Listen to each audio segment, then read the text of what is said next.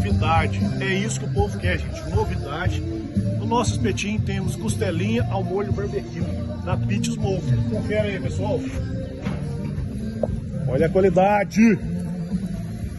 Agora, Gustavo, mostra aqui nossa panelinha aqui, ó. Nosso caldeirãozinho, molhozinho, barbecue. E aqui, pessoal, tá o segredo, ó. É bastante molho barbecue. Todo o processo de defumação aqui da Pit Smoker.